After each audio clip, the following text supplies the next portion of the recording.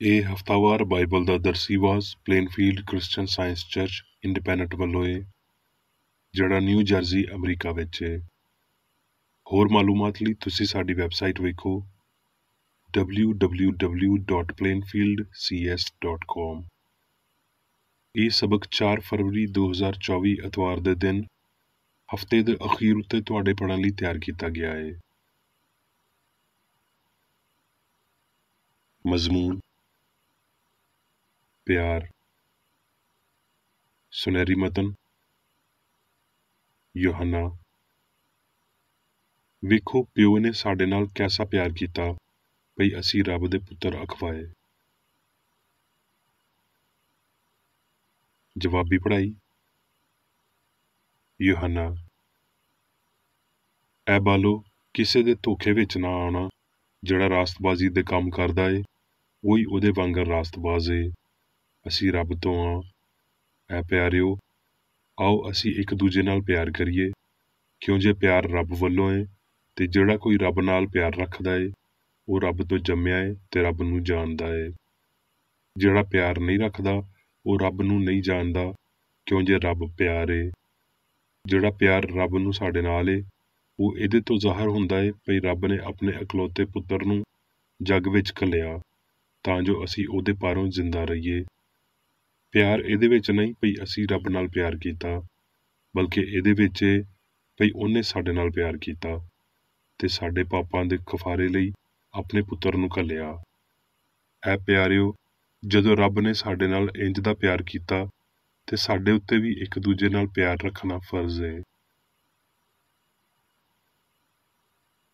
ਦਰਸੀਵਾਜ਼ Bible ਵਿੱਚੋਂ ਯੋਹੰਨਾ। ਜਿਹੜਾ ਪਿਆਰ ਰੱਬ ਨੂੰ ਸਾਡੇ ਨਾਲ ਏ ਉਹਨੂੰ ਅਸੀਂ ਜਾਣ ਗਏ ਹਾਂ ਤੇ ਸਾਨੂੰ ਉਹਦਾ ਯਕੀਨ ਏ। ਰੱਬ ਪਿਆਰ ਏ ਤੇ ਜਿਹੜਾ ਪਿਆਰ ਵਿੱਚ ਕਾਇਮ ਰਹਿੰਦਾ ਏ ਉਹ ਰੱਬ ਵਿੱਚ ਕਾਇਮ ਰਹਿੰਦਾ ਏ ਤੇ ਰੱਬ ਉਹਦੇ ਵਿੱਚ ਕਾਇਮ ਰਹਿੰਦਾ ਏ। ਇਸੇ ਪਾਰੋਂ ਪਿਆਰ ਸਾਡੇ ਵਿੱਚ ਕਾਮਲ ਹੋ ਗਿਆ ਏ ਤਾਂ ਜੋ ਸਾਨੂੰ ਅਦਾਲਤ ਦੇ ਦਿਨ ਦਲੇਰੀ ਹੋਵੇ, ਕਿਉਂ ਜੇ ਜਿਵੇਂ ਉਹ ਏ ਇੰਜ ਹੀ ਜੱਗ ਵਿੱਚ ਅਸੀਂ ਵੀ ਹਾਂ। ਅਸੀਂ ਇਸ ਲਈ ਪਿਆਰ ਕਰਦੇ ਹਾਂ ਭਈ ਪਹਿਲਾਂ ਉਹਨੇ ਸਾਡੇ ਨਾਲ ਪਿਆਰ ਕੀਤਾ। ਜੇ ਕੋਈ ਆਖੇ ਭਈ ਮੈਂ ਰੱਬ ਨਾਲ ਪਿਆਰ ਕਰਦਾ ਵਾਂ ਤੇ ਉਹ ਆਪਣੇ ਭਰਾਵਾਂ ਨਾਲ ਵੈਰ ਰੱਖੇ ਤੇ ਝੂਠਾ ਏ, ਕਿਉਂ ਜੇ ਜਿਹੜਾ ਆਪਣੇ ਭਰਾ ਨਾਲ ਜਿਹਨੂੰ ਉਹਨੇ ਵੇਖਿਆ ਏ ਪਿਆਰ ਨਹੀਂ ਕਰਦਾ, ਉਹ ਰੱਬ ਨਾਲ ਜਿਹਨੂੰ ਉਹਨੇ ਨਹੀਂ ਵੇਖਿਆ ਪਿਆਰ ਨਹੀਂ ਕਰ ਸਕਦਾ। ਤੇ ਸਾਨੂੰ ਉਹਦੇ ਵੱਲੋਂ ਇਹ ਹੁਕਮ ਮਿਲਿਆ ਏ ਕਿ ਜਿਹੜਾ ਕੋਈ ਰੱਬ ਨਾਲ ਪਿਆਰ ਕਰਦਾ ਏ ਉਹ ਆਪਣੇ ਭਰਾ ਨਾਲ ਵੀ ਪਿਆਰ ਕਰੇ। ਮੱਤੀ। ਉਹਨੇ ਉਹਨੂੰ ਆਖਿਆ ਭਈ ਖੁਦਾਵੰਦ ਆਪਣੇ ਰੱਬ ਨਾਲ ਆਪਣੇ ਸਾਰੇ ਦਿਲ ਤੇ ਆਪਣੀ ਸਾਰੀ ਜਿੰਦ ਤੇ ਆਪਣੀ ਸਾਰੀ ਸਿਆਣ ਨਾਲ ਪਿਆਰ ਕਰ। ਵੱਡਾ ਤੇ ਪਹਿਲਾ ਹੁਕਮ ਇਹ ਹੀ ਏ ਤੇ ਦੂਜਾ ਇਹਦੇ ਵਰਗਾ ਇਹ ਹੈ ਭਈ ਆਪਣੇ ਗੁਆਂਢੀ ਨਾਲ ਆਪਣੇ ਬਰਾਬਰ ਪਿਆਰ ਕਰ। ਇਹਨਾਂ ਦੋ ਹੁਕਮਾਂ ਉੱਤੇ ਹੀ ਤੌਰਾਤ ਤੇ ਨਬੀਆਂ ਦੇ ਸਹੀਫਿਆਂ ਦਾ ਮਦਾਰ ਏ। ਮੱਤੀ। ਉਹ ਉਸ ਜੱਥੇ ਨੂੰ ਵੇਖ ਕੇ ਪਹਾੜ ਉੱਤੇ ਚੜ੍ਹ ਗਿਆ ਤੇ ਜਦ ਬੈਠ ਗਿਆ ਤੇ ਉਹਦੇ ਚੇਲੇ ਉਹਦੇ ਕੋਲ ਆਏ ਤੇ ਉਹ ਆਪਣੀ ਜ਼ੁਬਾਨ ਖੋਲ੍ਹ ਕੇ ਉਹਨਾਂ ਨੂੰ ਇੰਜ ਤਾਲੀਮ ਦੇਣ ਲੱਗਿਆ। ਤੁਸੀਂ ਸੁਣਿਆ ਹੈ ਭਈ ਆਖਿਆ ਗਿਆ ਸੀ ਭਈ ਆਪਣੇ ਗੁਆਂਢੀ ਨਾਲ ਪਿਆਰ ਕਰ ਤੇ ਆਪਣੇ ਦੁਸ਼ਮਣ ਨਾਲ ਵੈਰ। ਪਰ ਮੈਂ ਤੁਹਾਨੂੰ ਆਖਦਾ ਵਾਂ ਭਈ ਤੁਸੀਂ ਆਪਣੇ ਵੈਰੀਆਂ ਨਾਲ ਪਿਆਰ ਕਰੋ ਤੇ ਆਪਣੇ ਸਤਾਉਣ ਵਾਲਿਆਂ ਲਈ ਦੁਆ ਕਰੋ, ਤਾਂ ਜੋ ਤੁਸੀਂ ਆਪਣੇ ਪਿਓ ਦੇ ਜਿਹੜਾ ਅਸਮਾਨ ਉੱਤੇ ਹੈ ਪੁੱਤਰ ਠਹਿਰੋ, ਕਿਉਂ ਜੇ ਉਹ ਆਪਣੇ ਸੂਰਜ ਨੂੰ ਭੈੜਿਆਂ ਤੇ ਨੇਕਾਂ ਦੋਵਾਂ ਉੱਤੇ ਚਮਕਾਉਂਦਾ ਏ ਤੇ ਰਾਸਤਬਾਜ਼ਾਂ ਤੇ ਨਾਰਾਸਤਾਂ ਦੋਵਾਂ ਉੱਤੇ ਮੀਂਹ ਵਰਾਉਂਦਾ ਏ। ਕਿਉਂ ਜੇ ਤੁਸੀਂ ਆਪਣੇ ਪਿਆਰ ਕਰਨ ਵਾਲਿਆਂ ਨੂੰ ਹੀ ਪਿਆਰ ਕਰੋ ਤੇ ਤੁਹਾਡਾ ਕੀ ਅਜਰ ਏ? ਕੀ ਮਹਿਸੂਲ ਲੈਣ ਵਾਲੇ ਵੀ ਇੰਜ ਨਹੀਂ ਕਰਦੇ? ਤੇ ਜੇ ਤੁਸੀਂ ਸਿਰਫ ਆਪਣੇ ਭਰਾਵਾਂ ਨੂੰ ਹੀ ਸਲਾਮ ਕਰਦੇ ਹੋ ਤੇ ਕੀ ਬਹੁਤਾ ਕਰਦੇ ਹੋ? ਕੀ ਗੈਰ ਕੌਮਾਂ ਦੇ ਲੋਕ ਵੀ ਇੰਜ ਨਹੀਂ ਕਰਦੇ? ਇਸ ਲਈ ਚਾਹੀਦਾ ਹੈ ਭਈ ਤੁਸੀਂ ਕਾਮਲ ਹੋਵੋ ਜਿਵੇਂ ਤੁਹਾਡਾ ਅਸਮਾਨੀ ਪਿਓ ਕਾਮਲ ਏ। ਅਮਾਲ। ਕੈਸਰੀਆ ਵਿੱਚ ਕਰਨੀਲੀਅਸ ਨਾਂ ਦਾ ਇੱਕ ਬੰਦਾ ਸੀ। ਉਹ ਉਸ ਪਲਟਨ ਦਾ ਸੂਬੇਦਾਰ ਸੀ ਜਿਹੜੀ ਇਤਾਲੀਆਨੀ ਅਖਵਾਂਦੀ ਏ। ਉਹ ਦੀਨਦਾਰ ਸੀ ਤੇ ਆਪਣੇ ਸਾਰੇ ਖਾਨਵਾਦੇ ਸਮੇਤ ਰੱਬ ਤੋਂ ਡਰਦਾ ਸੀ ਤੇ ਯਹੂਦੀਆਂ ਨੂੰ ਬਹੁਤ ਖੈਰਾਤ ਦਿੰਦਾ ਸੀ ਤੇ ਹਰ ਵੇਲੇ ਰੱਬ ਤੋਂ ਦੁਆ ਕਰਦਾ ਸੀ। ਉਹਨੇ ਤੀਜੇ ਪੈਰ ਦੇ ਨੇੜੇ ਸੁਪਨੇ ਵਿੱਚ ਸਾਫ਼-ਸਾਫ਼ ਵੇਖਿਆ ਭਈ ਰੱਬ ਦਾ ਫਰਿਸ਼ਤਾ ਮੇਰੇ ਕੋਲ ਆ ਕੇ ਆਖਦਾ ਏ, ਕਰਨੀਲੀਅਸ, ਉਹਨੇ ਉਹਨੂੰ ਧਿਆਨ ਨਾਲ ਵੇਖਿਆ ਤੇ ਡਰ ਕੇ ਆਖਿਆ, ਖੁਦਾਵੰਦ ਕੀ ਏ? ਉਹਨੇ ਉਹਨੂੰ ਆਖਿਆ, ਤੇਰੀਆਂ ਦੁਆਵਾਂ ਤੇ ਖੈਰਾਤਾਂ ਯਾਦਗਾਰੀ ਲਈ ਰੱਬ ਦੇ ਸਾਹਮਣੇ ਆਪਣੀਆਂ ਨੇ। ਹੁਣ ਯਾਫਾ ਵਿੱਚ ਬੰਦੇ ਘੱਲ ਕੇ ਸ਼ਮੌਨ ਨੂੰ, ਜਿਹੜਾ ਪਤਰਸ ਅਖਵਾਉਂਦਾ ਏ, ਬੁਲਵਾ ਲੈ। ਤੇ ਜਦ ਉਹ ਫਰਿਸ਼ਤਾ ਟੁਰ ਗਿਆ ਜਿਹਨੇ ਉਹਦੇ ਨਾਲ ਗੱਲਾਂ ਕੀਤੀਆਂ ਸੀ, ਤੇ ਉਹਨੇ 2 ਨੌਕਰਾਂ ਨੂੰ, ਉਹਨਾਂ ਵਿੱਚੋਂ ਜਿਹੜੇ ਉਹਦੇ ਕੋਲ ਹਾਜ਼ਰ ਰਹਿੰਦੇ ਸੀ, ਇੱਕ ਦੀਨਦਾਰ ਸਿਪਾਹੀ ਨੂੰ ਬੁਲਾਇਆ ਤੇ ਸਾਰੀਆਂ ਗੱਲਾਂ ਉਹਨਾਂ ਨੂੰ ਦੱਸ ਕੇ ਉਹਨਾਂ ਨੂੰ ਯਾਫਾ ਵਿੱਚ ਘੱਲਿਆ।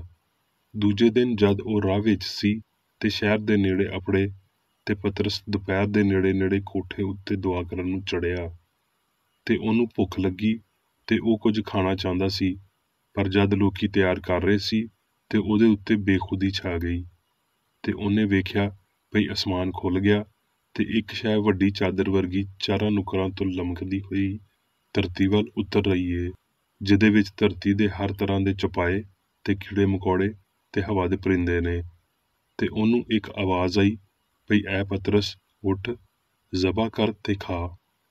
ਪਰ ਪਤਰਸ ਨੇ ਆਖਿਆ, ਐ ਖੁਦਾਵੰਦ, ਬਿਲਕੁਲ ਨਹੀਂ, ਕਿਉਂ ਜੇ ਮੈਂ ਕਦੀ ਕੋਈ ਹਰਾਮ ਸ਼ੈ ਜਾਂ ਨਾਪਾਕ ਸ਼ੈ ਨਹੀਂ ਖਾਧੀ। ਫਿਰ ਦੂਜੀ ਵਾਰੀ ਉਹਨੂੰ ਆਵਾਜ਼ ਆਈ ਭਈ ਜਿਨ੍ਹਾਂ ਨੂੰ ਰੱਬ ਨੇ ਪਾਕ ਕੀਤਾ ਏ, ਤੂੰ ਉਹਨਾਂ ਨੂੰ ਹਰਾਮ ਨਾ ਆਖ।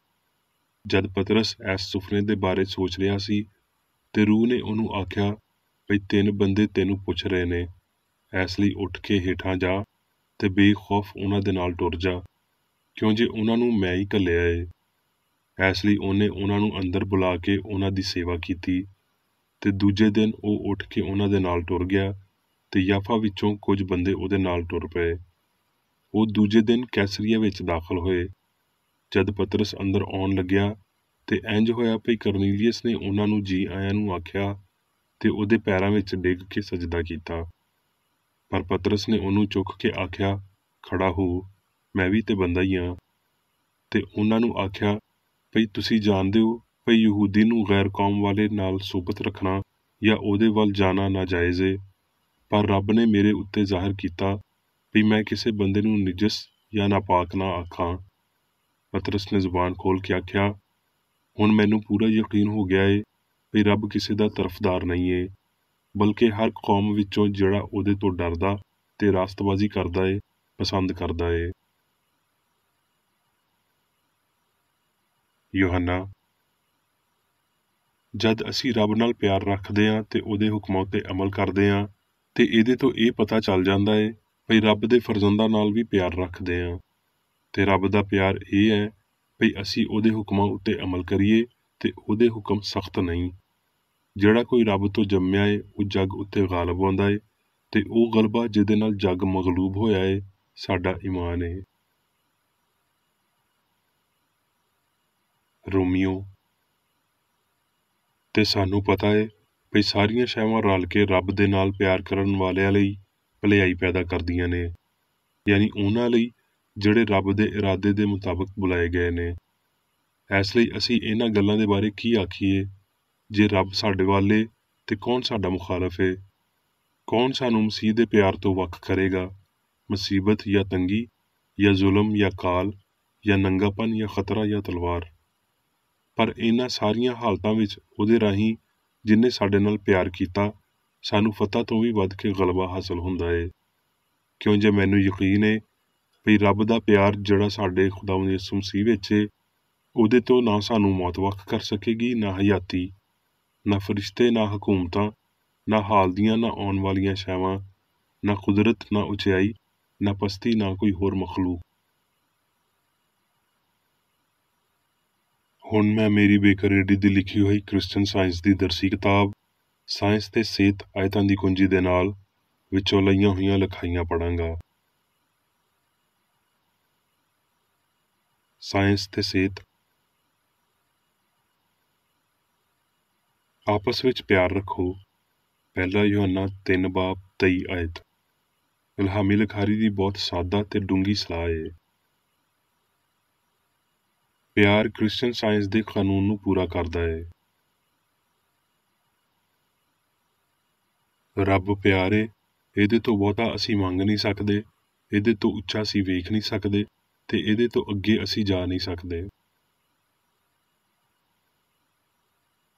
ਯਿਸੂ ਨੇ ਇਨਸਾਨ ਨੂੰ ਪਿਆਰ ਦਾ ਅਸਲੀ ਫਹਿਮ, ਯਿਸੂ ਦੀਆਂ ਤਾਲੀਮਾਂ ਦਾ ਇਲਾਹੀ ਅਸੂਲ ਦਿੰਦਿਆਂ ਹੋਏ ਰੱਬ ਦੇ ਨਾਲ ਰਾਜ਼ੀ ਹੋਣ ਵਿੱਚ ਮਦਦ ਕੀਤੀ, ਤੇ ਪਿਆਰ ਦਾ ਇਹ ਅਸਲੀ ਫਹਿਮ ਰੂਹ ਦੇ ਕਾਨੂੰਨ, ਇਲਾਹੀ ਪਿਆਰ ਦੇ ਕਾਨੂੰਨ ਦੇ ਰਾਹੀਂ ਇਨਸਾਨ ਨੂੰ ਮਾਦੇ, ਪਾਪ ਤੇ ਮੌਤ ਦੇ ਕਾਨੂੰਨ ਤੋਂ ਆਜ਼ਾਦ ਕਰਦਾ ਹੈ।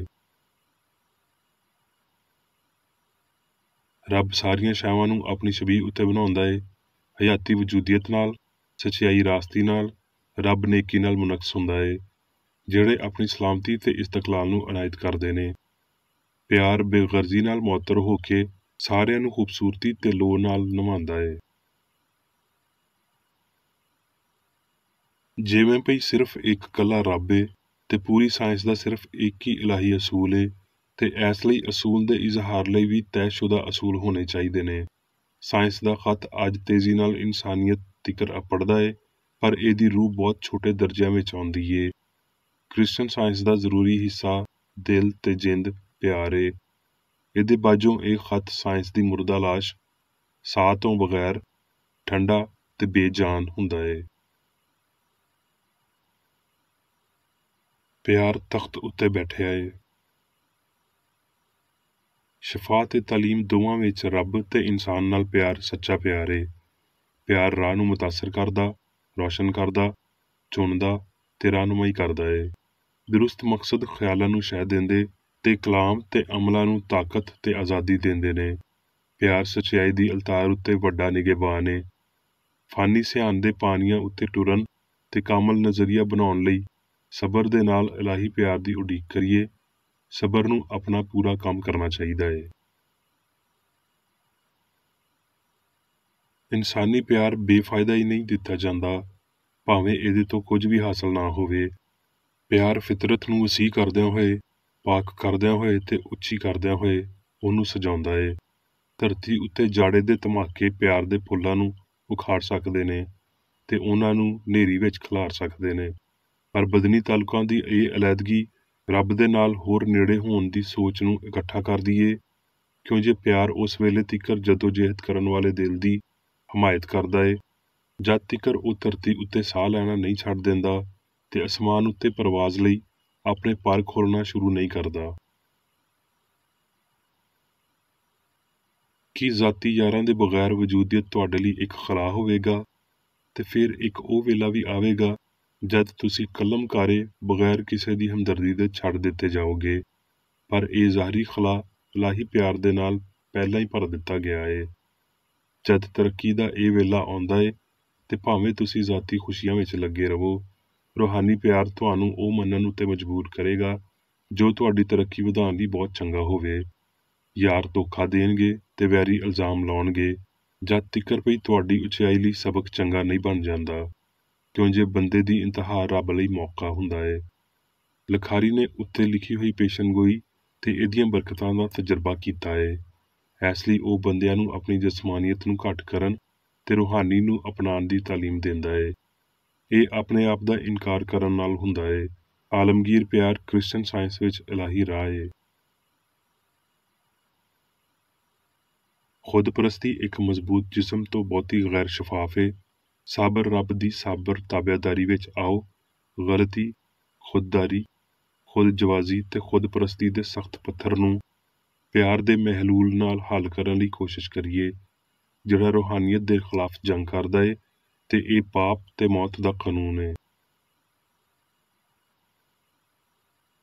ਜੋ ਕੁਝ ਵੀ ਸਿਆਣ, ਸੱਚਾਈ ਜਾਂ ਪਿਆਰ ਤੋਂ ਮੁਤਾਸਰ ਹੋਵੇ, ਭਾਵੇਂ ਇਹ ਗੀਤ, ਵਾਜ਼ ਜਾਂ ਸਾਇੰਸ ਹੋਵੇ, ਉਹ ਭੁੱਖੇ ਨੂੰ ਖਾਣਾ ਖਵਾਉਂਦਿਆਂ ਤੇ ਧਰਿਆਏ ਨੂੰ ਹਯਾਤੀ ਦਾ ਪਾਣੀ ਦਿੰਦਿਆਂ ਹੋਏ ਇਨਸਾਨੀ ਖਾਨਦਾਨ ਨੂੰ ਮਸੀਹ ਦੇ ਮੇਜ਼ ਤੋਂ ਤਸੱਲੀ ਦੇ ਟੁਕੜਿਆਂ ਨਾਲ ਬਾਬਰਕਤ ਬਣਾਉਂਦੇ ਨੇ। ਸਾਨੂੰ ਬਦੀ ਦੀ ਬਜਾਏ ਨੇਕੀ ਤੋਂ ਬਹੁਤਾ ਵਾਕਫ ਹੋਣਾ ਚਾਹੀਦਾ ਏ ਤੇ ਇੰਜ ਧਿਆਨ ਕਰਕੇ ਝੂਠੇ ਅਕੀਦਿਆਂ ਦੇ ਖਿਲਾਫ ਮਹਿਫੂਜ਼ ਹੋਣਾ ਚਾਹੀਦਾ ਏ, ਜਿਵੇਂ ਅਸੀਂ ਚੋਰਾਂ ਤੇ ਕਾਤਲਾਂ ਦੀ ਪਹੁੰਚ ਤੋਂ ਆਪਣੇ ਬੂਹੇ ਬੰਦ ਰੱਖਦੇ ਹਾਂ। ਸਾਨੂੰ ਆਪਣੇ ਵੈਰੀਆਂ ਨਾਲ ਪਿਆਰ ਕਰਨਾ ਚਾਹੀਦਾ ਏ ਤੇ ਸੁਨਹਿਰੇ ਅਸੂਲ ਦੀ ਨਿਉ ਉੱਤੇ ਉਹਨਾਂ ਦੀ ਮਦਦ ਕਰਨੀ ਚਾਹੀਦੀ ਏ, ਪਰ ਉਹਨਾਂ ਲੋਕਾਂ ਦੇ ਸਾਹਮਣੇ ਆਪਣੇ ਮੋਤੀ ਸੁੱਟਣ ਤੋਂ ਬਾਜ਼ ਆਉਣਾ ਚਾਹੀਦਾ ਏ ਜਿਹੜੇ ਉਹਨਾਂ ਨੂੰ ਆਪਣੇ ਪੈਰਾਂ ਹੇਠਾਂ ਰੋਲਦੇ ਨੇ, ਯਾਨੀ ਆਪਣੇ ਆਪ ਦੀ ਤੇ ਦੂਜਿਆਂ ਦੀ ਚੋਰੀ ਕਰਦਿਆਂ ਹੋਏ। ਸਾਰੀ ਫਿਤਰਤ ਇਨਸਾਨ ਦੇ ਨਾਲ ਰੱਬ ਦੇ ਪਿਆਰ ਦੀ ਤਾਲੀਮ ਦਿੰਦੀ ਏ, ਪਰ ਇਨਸਾਨ ਰੱਬ ਤੋਂ ਵੱਧ ਕੇ ਉਹਨੂੰ ਪਿਆਰ ਨਹੀਂ ਕਰ ਸਕਦਾ ਤੇ ਰੂਹਾਨੀਅਤ ਦੀ ਬਜਾਏ ਮਾਦੀਅਤ ਨੂੰ ਪਿਆਰ ਕਰਦਿਆਂ ਤੇ ਉਹਦੇ ਉੱਤੇ ਯਕੀਨ ਕਰਦਿਆਂ ਹੋਏ ਆਪਣੇ ਅਹਿਸਾਸ ਨੂੰ ਰੂਹਾਨੀ ਸ਼ੈਵਾਂ ਉੱਤੇ ਮੁਰਤਬ ਨਹੀਂ ਕਰ ਸਕਦਾ। ਸਾਨੂੰ ਮਾਦੀ ਨਿਜ਼ਾਮਾਂ ਦੀ ਨਿਉ ਨੂੰ ਛੱਡਣਾ ਚਾਹੀਦਾ ਏ, ਫਿਰ ਵੀ ਇਹ ਇਹਦੇ ਉੱਤੇ ਇਨਹਿਸਾਰ ਕਰਦਾ ਏ ਜੇ ਅਸੀਂ ਮਸੀਹ ਨੂੰ ਸਾਡੇ ਵਾਹਦ ਮੁਕਤੀ ਦਾਤਾ ਦੇ ਤੌਰ ਤੇ ਹਾਸਲ ਕਰਦੇ ਹਾਂ। ਕਿਸੇ ਦਾ ਆਪਣੇ ਗਵਾਂਢੀ ਨਾਲ ਆਪਣੇ ਵਾਂਗਰ ਪਿਆਰ ਕਰਨਾ ਇੱਕ ਇਲਾਹੀ ਖਿਆਲ ਏ, ਪਰ ਇਸ ਖਿਆਲ ਨੂੰ ਜਿਸਮਾਨੀ ਹਿੱਸਾਂ ਦੇ ਰਾਹੀਂ ਕਦੀ ਨਹੀਂ ਵੇਖਿਆ, ਮਹਿਸੂਸ ਕੀਤਾ ਤੇ ਨਾ ਹੀ ਕਦੀ ਸਮਝਿਆ ਜਾ ਸਕਦਾ ਏ। ਉਸ ਦੌਲਤ, ਮਸ਼ਹੂਰੀ ਤੇ ਮਾਸ਼ਰਤੀ ਤਨਜ਼ੀਮ ਨੂੰ ਦੂਰ ਕਰ ਦਈਏ ਜਿਨ੍ਹਾਂ ਦਾ ਰੱਬ ਦੀ ਤਕੜੀ ਵਿੱਚ ਕੱਖ ਜਿੰਨਾ ਵੀ ਭਾਰ ਨਹੀਂ ਏ, ਤੇ ਫਿਰ ਸਾਨੂੰ ਅਸੂਲ ਦੇ ਖੁੱਲ੍ਹੇ ਖਿਆਲ ਮਿਲਦੇ ਨੇ। ਗਰੋਹਬੰਦੀ ਨੂੰ ਤੋੜੋ, ਦੌਲਤ ਨੂੰ ਇਮਾਨਦਾਰੀ ਨਾਲ ਪੱਧਰਾ ਕਰੋ, ਕਾਬਲੀਅਤ ਨੂੰ ਅਕਲ ਨਾਲ ਆਜ਼ਮਾਓ ਤੇ ਸਾਨੂੰ ਇਨਸਾਨਾਂ ਦੇ ਚੰਗੇ ਖਿਆਲ ਮਿਲਦੇ ਨੇ। ਸਾਡੀ ਤਰੱਕੀ ਦਾ ਅੰਦਾਜ਼ਾ ਕਰਨ ਲਈ ਸਾਨੂੰ ਇਹ ਸਿੱਖਣਾ ਚਾਹੀਦਾ ਏ ਵੀ ਸਾਡੀਆਂ ਹਮਦਰਦੀਆਂ ਕੀ ਔਕਾਤ ਰੱਖਦੀਆਂ ਨੇ ਤੇ ਰੱਬ ਦੇ ਤੌਰ ਤੇ ਅਸੀਂ ਕਿਹਨੂੰ ਮੰਨਦੇ ਤੇ ਕਿਹਦੇ ਹੁਕਮ ਉੱਤੇ ਟੁਰਦੇ ਹਾਂ। ਜੇ ਇਲਾਹੀ ਪਿਆਰ ਸਾਡੇ ਲਈ ਕਰੀਬੀ, ਅਜ਼ੀਜ਼ ਤੇ ਬਹੁਤਾ ਅਸਲੀ ਬਣ ਰਿਹਾ ਏ ਤੇ ਫਿਰ ਮਾਦਾ ਰੂਹ ਦੇ ਹਵਾਲੇ ਹੋ ਰਿਹਾ ਏ। ਜਿਨ੍ਹਾਂ ਸ਼ੈਵਾਂ ਦੇ ਮਗਰ ਅਸੀਂ ਨੱਸਦੇ ਹਾਂ ਤੇ ਜਿਸ ਰੂਹ ਨੂੰ ਅਸੀਂ ਜ਼ਾਹਰ ਕਰਦੇ ਹਾਂ, ਉਹ ਸਾਡੀ ਸੋਚ ਨੂੰ ਜ਼ਾਹਰ ਕਰਦੀ ਏ ਤੇ ਸਾਨੂੰ ਦੱਸਦੀ ਏ ਵੀ ਅਸੀਂ ਕੀ ਜਿੱਤ ਰਹੇ ਹਾਂ। ਰੱਬ ਆਪਣੇ ਆਪ ਦਾ ਤਸੱਵਰ ਵੱਡੇ ਦੇ ਨਾਲ ਇੱਕ ਰਾਬਤੇ ਲਈ ਛੋਟੇ ਨੂੰ ਦਿੰਦਾ ਏ ਤੇ ਬਦਲੇ ਵਿੱਚ ਵੱਡਾ ਹਮੇਸ਼ਾ ਛੋਟੇ ਦੀ ਹਿਫਾਜ਼ਤ ਕਰਦਾ ਏ। ਰੂਹ ਦੇ ਅਮੀਰ ਲੋਕ ਵੱਡੀ ਭਰਾਬੰਦੀ ਵਿੱਚ ਇੱਕ ਅਸੂਲ ਜਾਂ ਪਿਓ ਦੇ ਰਾਹੀਂ ਗਰੀਬਾਂ ਦੀ ਮਦਦ ਕਰਦੇ ਨੇ ਤੇ ਧੰਨ ਏ ਉਹ ਬੰਦਾ ਜਿਹੜਾ ਦੂਜੇ ਬੰਦੇ ਦੀ ਭਲਾਈ ਵਿੱਚ ਆਪਣੀ ਭਲਾਈ ਵੇਖਦਾ ਏ, ਆਪਣੇ ਭਰਾ ਦੀ ਲੋੜ ਵੇਖਦਾ ਏ ਤੇ ਪੂਰੀ ਕਰਦਾ ਏ। ਪਿਆਰ ਮਾੜੇ ਰੂਹਾਨੀ ਖਿਆਲ ਨੂੰ ਤਾਕਤ, ਲਫਾਨੀਅਤ ਤੇ ਭਲਾਈ ਦਿੰਦਾ ਏ, ਜਿਹੜਾ ਸਾਰਿਆਂ ਵਿੱਚ ਇੰਝ ਹੀ ਚਮਕਦਾ ਏ ਜਿਵੇਂ ਇੱਕ ਡੋਡੀ ਟਹਿਣੀ ਉੱਤੇ ਚਮਕਦੀ ਏ। ਰੱਬ ਦੇ ਬਾਰੇ ਸਾਰੇ ਵੱਖਰੇ ਇਜ਼ਹਾਰ ਸੇਧ, ਪਾਕੀਜ਼ਗੀ, ਲਫਾਨੀਅਤ, ਲਾਮਹਿਦੂਦ ਹਯਾਤੀ, ਸੱਚਾਈ ਤੇ ਮੁਹੱਬਤ ਦੀ ਅਕਾਸੀ ਕਰਦੇ ਨੇ। ਰੱਬ ਦੀ ਵਡਿਆਈ ਹੋਵੇ ਤੇ ਕੋਸ਼ਿਸ਼ ਕਰਨ ਵਾਲੇ ਦਿਲਾਂ ਲਈ ਸਲਾਮਤੀ ਹੋਵੇ। ਮਸੀਹ ਨੇ ਇਨਸਾਨੀ ਆਸ ਤੇ ਈਮਾਨ ਦੇ ਬੂਹੇ ਤੋਂ ਪੱਥਰ ਹਟਾ ਦਿੱਤਾ ਏ ਤੇ ਰੱਬ ਵਿੱਚ ਹਯਾਤੀ ਦੇ ਇਜ਼ਹਾਰ ਦੇ ਰਾਹੀਂ ਉਹਨੇ ਇਨਸਾਨ ਦੇ ਰੂਹਾਨੀ ਖਿਆਲ ਤੇ ਉਹਦੇ ਇਲਾਹੀ ਅਸੂਲ ਯਾਨੀ ਪਿਆਰ ਦੇ ਨਾਲ ਮੁਮਕਿਨਾ ਕਫਾਰੇ ਨਾਲ ਉਹਨਾਂ ਨੂੰ ਉੱਚਾ ਕੀਤਾ। ਹੁਣ ਮੈਂ ਮੇਰੀ ਬੇਕਰੇਡੀ ਵੱਲੋਂ ਚਰਚ ਮੈਨੂਅਲ ਵਿੱਚ ਦਿੱਤੇ ਹੋਏ ਰੋਜ਼ਾਨਾ ਦੇ 3 ਫਰਜ਼ ਪੜਾਂਗਾ। ਰੋਜ਼ਾਨਾ ਦੀ ਦੁਆ। ਇਸ ਚਰਚ ਦੇ ਹਰ ਰੁਕਨ ਦਾ ਇਹ ਫਰਜ਼ ਏ ਭਈ ਉਹ ਹਰ ਰੋਜ਼ ਇਹ ਦੁਆ ਕਰੇ, ਤੇਰੀ ਬਾਦਸ਼ਾਹੀ ਆਵੇ, ਇਲਾਹੀ ਸੱਚਾਈ, ਹਯਾਤੀ ਤੇ ਪਿਆਰ ਦੀ ਸਲਤਨਤ ਮੇਰੇ ਅੰਦਰ ਕਾਇਮ ਹੋਵੇ ਤੇ ਸਾਰੇ ਪਾਪ ਮੈਥੋਂ ਨਿਕਲ ਜਾਣ ਤੇ ਤੇਰਾ ਕਲਾਮ ਸਾਰੇ ਇਨਸਾਨਾਂ ਦੇ ਪਿਆਰ ਨੂੰ ਵਧਾਵੇ ਤੇ ਉਹਨਾਂ ਉੱਤੇ ਹਕੂਮਤ ਕਰੇ। ਮਕਸਦਾਂ ਤੇ ਕੰਮਾਂ ਦਾ ਇੱਕ ਅਸੂਲ। ਨਾ ਕੋਈ ਮੁਖਾਲਫਤ ਤੇ ਨਾ ਕੋਈ ਜ਼ਾਤੀ ਤਾਲੁਕ ਮਾਦਰੀ ਚਰਚ ਦੇ ਕਿਸੇ ਰੁਕਨ ਦੇ ਮਕਸਦਾਂ ਜਾਂ ਕੰਮਾਂ ਉੱਤੇ ਅਸਰ ਕਰਨੇ ਚਾਹੀਦੇ। ਸਾਇੰਸ ਵਿੱਚ ਬਸ ਇਲਾਹੀ ਪਿਆਰ ਹੀ ਹਕੂਮਤ ਕਰਦਾ ਏ ਤੇ ਇੱਕ ਮਸੀਹੀ ਸਾਇੰਸਦਾਨ ਪਾਪ ਨੂੰ ਰੱਦ ਕਰਦਿਆਂ ਹੋਏ ਸੁੱਚੀ ਭਰਾਬੰਦੀ, ਖੈਰਾਤ ਪਸੰਦੀ ਤੇ ਮਾਫੀ ਨਾਲ ਪਿਆਰ ਦੀਆਂ ਮਿੱਠੀਆਂ ਸਚਾਈਆਂ ਦਾ ਪਰਛਾਵਾਂ ਬਣਦਾ ਏ। ਇਸ ਚਰਚ ਦੇ ਸਾਰੇ ਰੁਕਨਾਂ ਨੂੰ ਸਾਰੇ ਪਾਪਾਂ ਤੋਂ, ਗਲਤ ਤਰ੍ਹਾਂ ਦੀਆਂ ਪੇਸ਼ਨਗੋਈਆਂ, ਮੁਨਸਫੀਆਂ, ਮੁਜ਼ੰਮਤਾਂ, ਸਲਾਵਾਂ, ਗਲਤ ਅਸਰਾਂ ਨੂੰ ਲੈਣ ਤੇ ਗਲਤ ਅਸਰ ਦੇਣ ਤੋਂ ਆਜ਼ਾਦ ਰਹਿਣ ਲਈ ਹਰ ਰੋਜ਼ ਖਿਆਲ ਰੱਖਣਾ ਚਾਹੀਦਾ ਏ ਤੇ ਦੁਆ ਕਰਨੀ ਚਾਹੀਦੀ ਏ। ਫਰਜ਼ ਲਈ ਚੁਸਤੀ। ਇਸ ਚਰਚ ਦੇ ਹਰ ਰੁਕਨ ਦਾ ਇਹ ਫਰਜ਼ ਏ ਭਈ ਉਹ ਹਰ ਰੋਜ਼ ਜਾਰਹਾਨਾ ਜ਼ਹਿਨੀ ਸਲਾਵਾਂ ਦੇ ਖਿਲਾਫ ਆਪਣੇ ਆਪ ਨੂੰ ਤਿਆਰ ਰੱਖੇ ਤੇ ਰੱਬ, ਆਪਣੇ ਕਾਇਦ ਤੇ ਇਨਸਾਨਾਂ ਲਈ ਆਪਣੇ ਫਰਜ਼ਾਂ ਨੂੰ ਨਾ ਕਦੀ ਭੁੱਲੇ ਤੇ ਨਾ ਕਦੀ ਨਜ਼ਰਅੰਦਾਜ਼ ਕਰੇ। ਉਹਦੇ ਕੰਮਾਂ ਦੇ ਰਾਹੀਂ ਉਹਦਾ ਇਨਸਾਫ ਹੋਵੇਗਾ, ਉਹ ਬੇਕਸੂਰ ਜਾਂ ਕਸੂਰਵਾਰ ਹੋਵੇਗਾ।